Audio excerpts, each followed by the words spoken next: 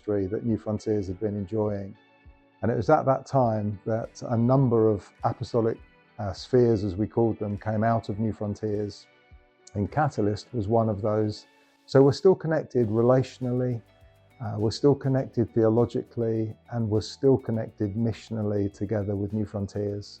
We recognised about 15 guys in different parts of the world who were looking after, fathering churches and leaders in their area. And so what was one body under New Frontiers simply is now multiplied bodies. They're vibrant teams reaching out to all parts, all over the world now. Our passion is to plant and build missional, relational communities that love God, praise God, and impact where they live. What they then become is according to the grace of God and his prophetic direction and the gifts he places in that local church.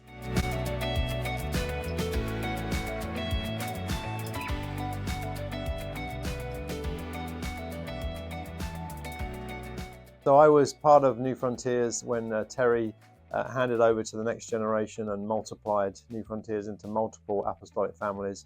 And David Devenish started Catalyst and asked me if I would be willing to join with him in that. So I've been part of Catalyst right from the foundation and was in the room when we were brainstorming names and thinking about what names would translate into other cultures. So I was there right from the beginning and excited to be on the journey. Very beginning of Catalyst, we knew God was going to do something special. We really sensed his leadership as Catalyst began to gather right in those early days as kind of a prototype team, started to gather and pray together and believe God for what could be next. I think one of the uniquenesses that Dave Devenish brought to the Catalyst team was that we were going to, under God, not simply be a single team led by a single apostolic leader in David Devenish, but David was really committed to fathering and multiplying many apostolic teams within Catalyst.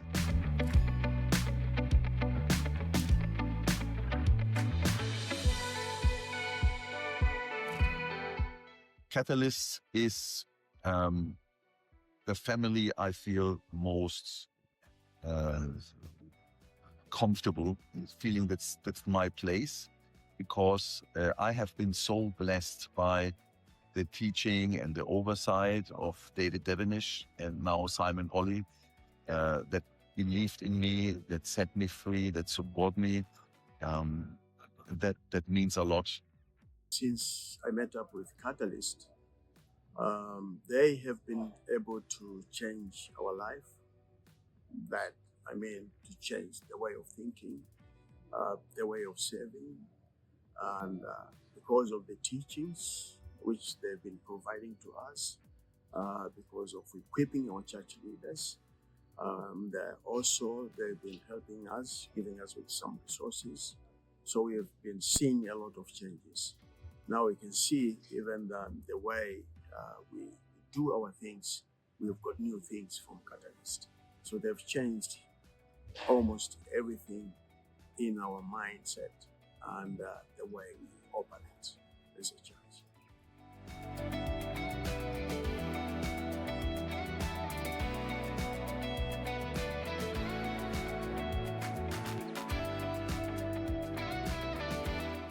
The team who serve you are not the main thing, but those of us who do serve you want to be a catalyst to equip the church to do all the church is called to do. So we want to be a catalyst for what the local church is called to be.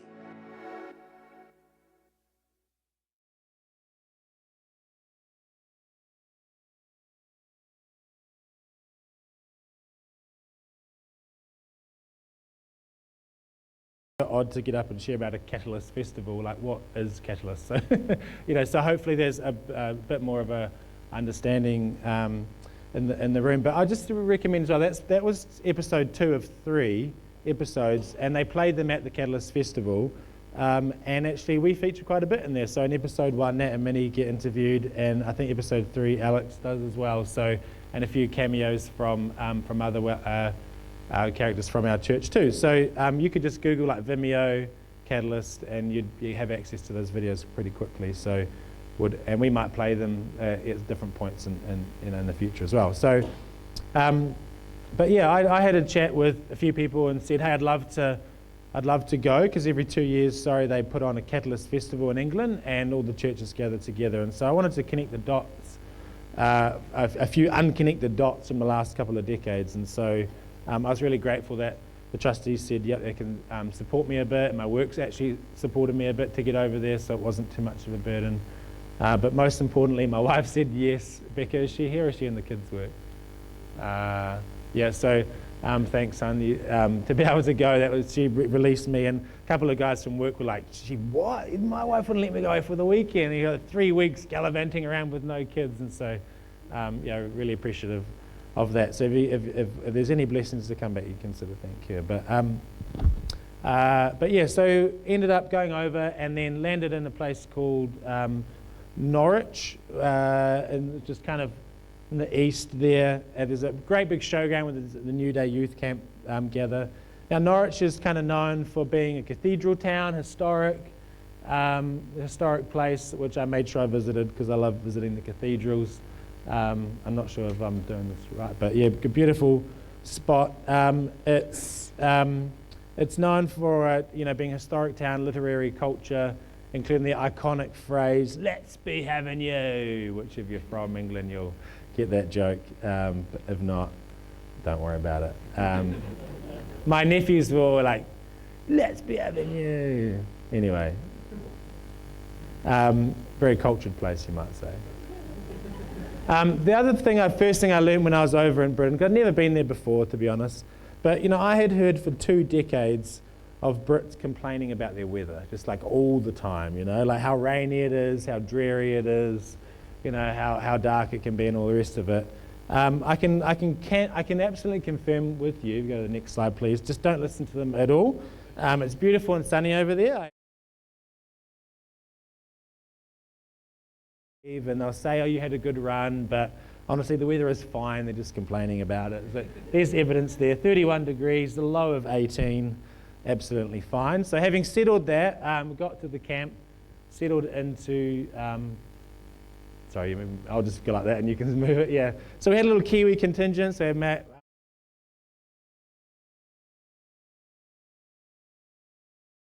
the start of a working holiday over there, so we got our tents all sorted. And headed off to the big top. So there's probably around 3,000 people there, and they had sort of like main sessions and seminars and lots of free time and stuff like that. And they did it really well. So there's sort of hubs within each hubs of churches throughout Catalyst, and they had little mini gazebos set up, and so each church sort of looked after their own hub, which was really nice.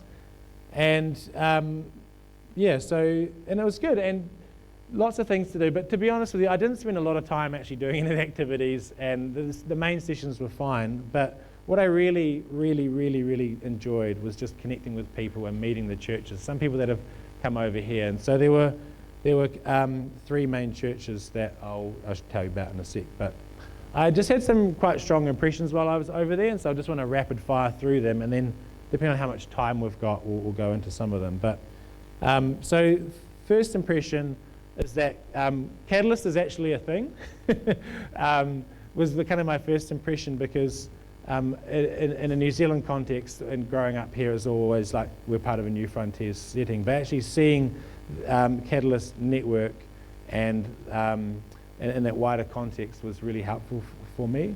And within this Catalyst network, number 2, we are genuinely connected to an amazing group of churches and an amazing group of people, and we really value like who we're connected with. There's a lot that we can draw from there, and I'm the first person to say, yeah, but that's like on the other side of the world. But generally, whenever we can have input from them, or if there are opportunities to connect to, I think that's really important that we do that. Just seeing the quality and caliber of the people over there. The other couple of things I saw was just a real focus on discipleship and a heart for that. I know there's a big heart for that in our church as well. Disciples that make disciples, and like the Discovery Bible training and the like. And so that was a real big sort of highlight over there.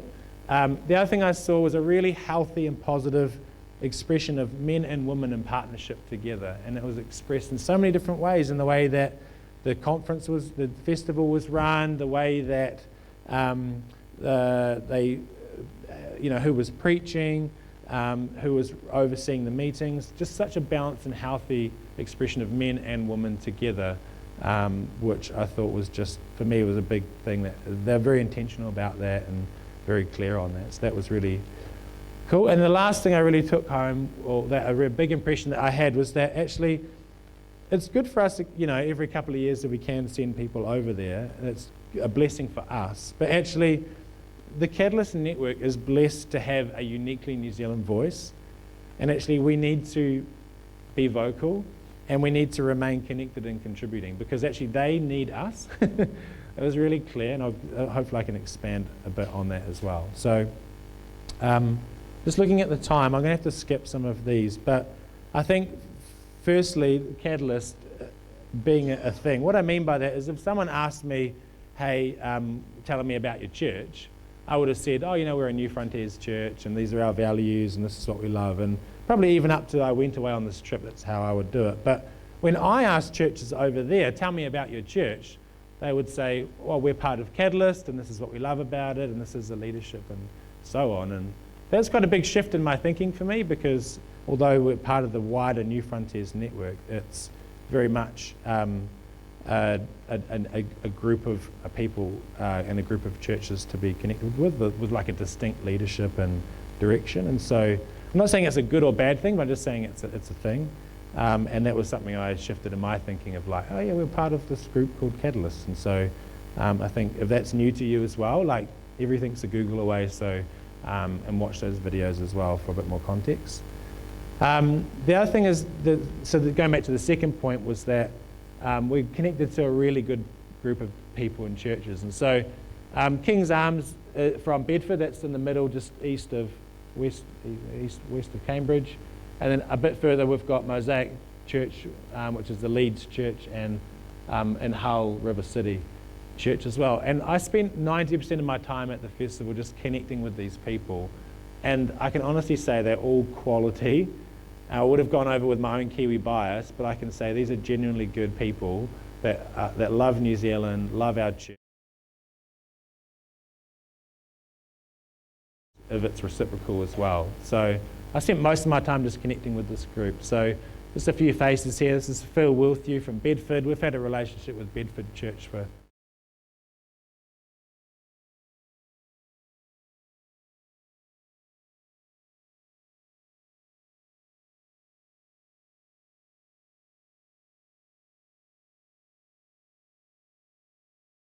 have had a few visits here. I think it'll be out later this year again as well. And part of me was like, oh, but we're kind of friends with Bedford, who are these Leeds guys? But actually, from what I saw, like spending time with these guys, looking at the leadership and having lunch with them and just mixing the church, Leeds Church is a fantastic church. I can really highly recommend the way that they operate, the way they served each other, the way that they welcomed us in, and the way that he sported a All Blacks jersey as well. It's like, and so I would just commend any future input that we get from the likes of Matt, like really commend that. And an old friend, Tom Eaton.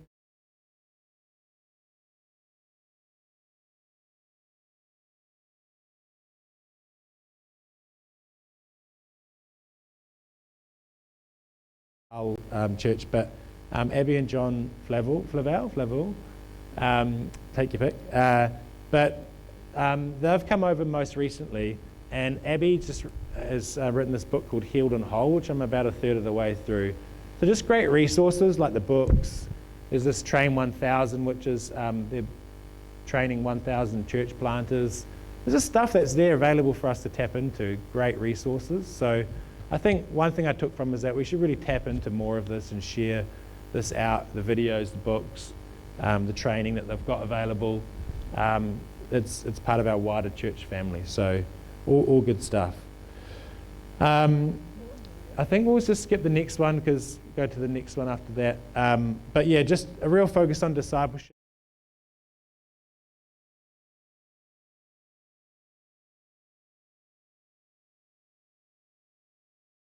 coming through about disciples making disciples. My only check with that was that it's just the importance of making sure that that's like growing in the context of the importance of the local church, so that people are added to something strong and mature. But I think I didn't find anyone who disagreed with me on that. It was just something that I was thinking when I was hearing their heart for disciples making disciples. So that was just something that I kind of thought of. But then the other thing was about the expression of men and women in particular. And so they're very intentional about this, and I could give lots of examples. Like 50-50 easily in their main sessions in terms of men and women preaching. There's always a man and a woman up, like in terms of running the sessions. We had our own Alex interviewed for one of the videos. Abby is doing lots of amazing stuff. She carries a lot of weight in Catalyst and in terms of the decision making.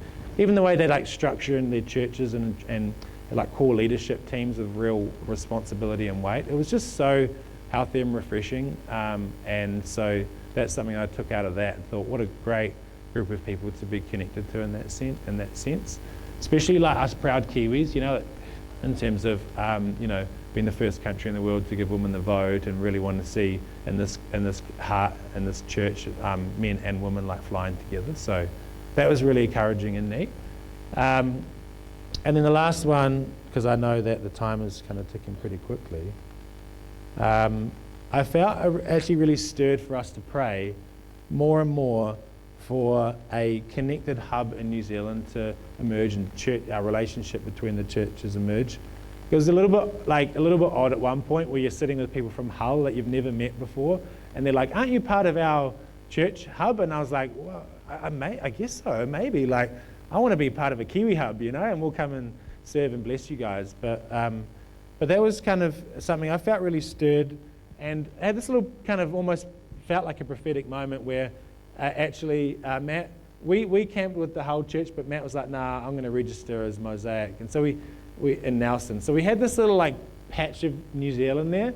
And on the last day, I just felt so stirred. I got my the closest thing I could find to Weet-Bix, and pitched up my chair with the sun on my face, and ate breakfast in New Zealand. And it was just, and some guy walked past and he walked across New Zealand, and I said, "Oh, excuse me, you need your passport to come here."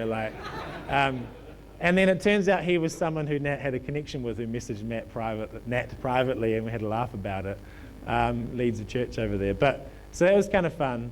But I just thought, man, actually we have this land. We're talking about Matariki and reflecting on the importance of this land, right?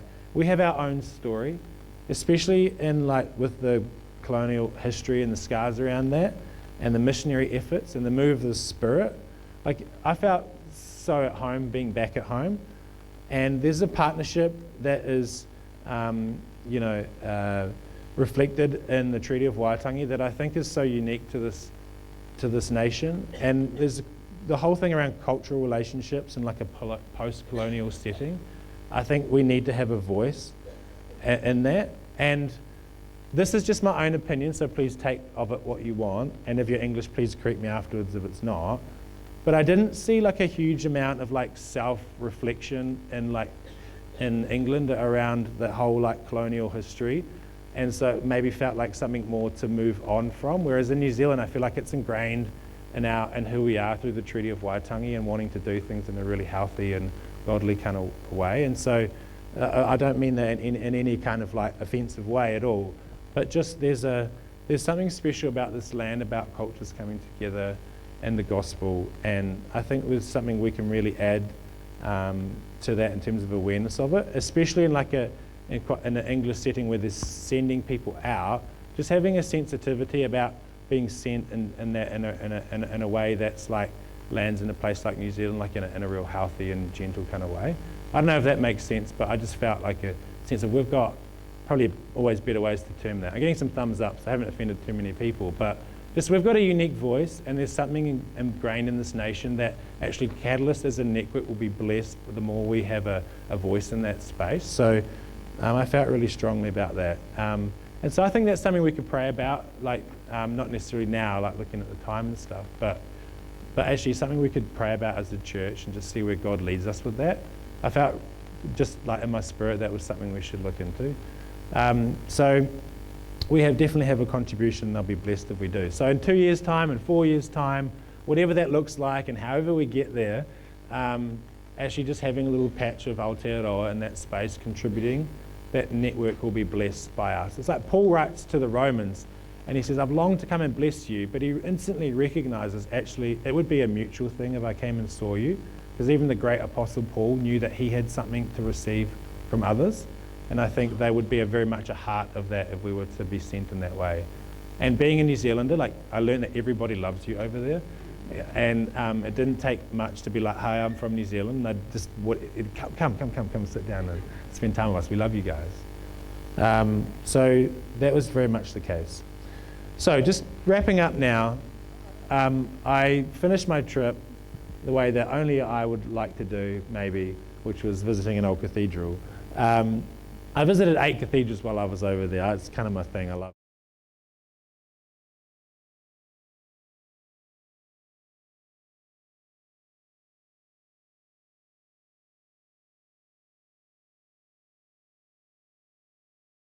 Spirit still there. And some of those places are like, if I'm honest, are like corpses, you know. But Salisbury and other Wells and a few other places, Ely, like just beautiful places. And I just walked in and felt I'm home. Like there's a sense of the Spirit still there, which was a beautiful thing. As an aside point, it also made me realize no matter if our meeting place looks like a school hall or a gym, whatever, or one of the most grand buildings on the planet, it's the Spirit of God that makes it a beautiful place. So when we have a heart to like see more of the Spirit, it's yes and amen from me every time, because we are genuinely a people of God where the Spirit is there. And I've been to some of these places now, I can say, that were that beautiful architecturally, aesthetically, but void of the Spirit of God, they felt like dead places. And you come into a place like that, or a place like this hall, and where the Spirit of God is, that is such a unique and beautiful place to be. And we should hunger for that more and more. And like Tinder today, just cry out for that more and more. But anyway, in this place, just to finish my time of reflection, there's this amazing pool in the reflective pool, like in the water feature in the middle of the church. And it's so glossy and reflective that apparently this guy came up with his really expensive camera and thought it was a glossy table and put his camera on the table, and it sunk down into the pool. So it was kind of funny. But yeah, funny for everyone but him. But you know how we've been really encouraged by Isaiah 43 lately, like, hey, behold, I'm doing a new thing. So it's a verse that's really been, God's really been speaking to me as well through other parts of Isaiah 43. And I walked into this place having this time of reflection.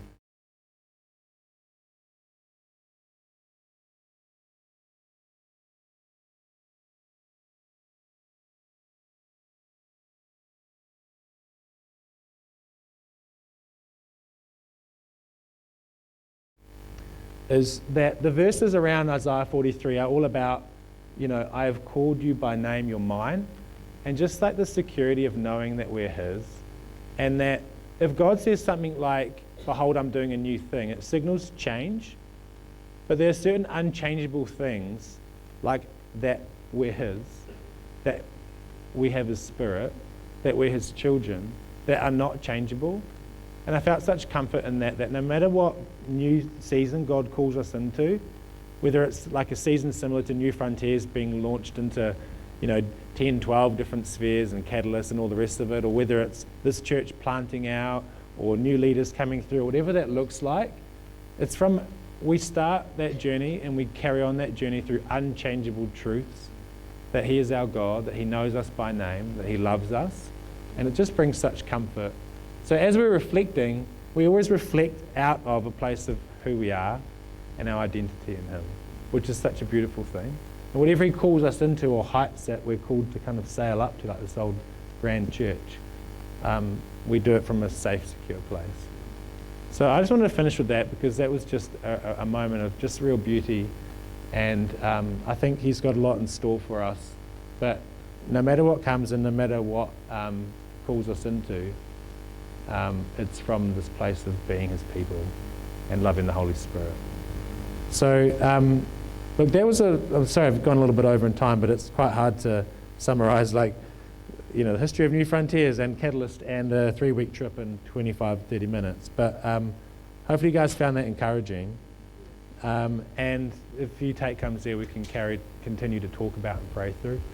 But yeah, I love this church. I've grown up here. It's just the values here. We want to, continue to grow. And if you're new to the church as well, welcome. Come and pray with you afterwards. I'd love to do that. Get you connected more into the church as well. And if you've been here for a while, hey, look, it's time to think, what is this new thing that God's doing? Because it's time for us to look more outward, grow disciples, see this place, move into everything that God's got for us as a family. Amen? Why don't we stand and I'll just pray and we'll finish.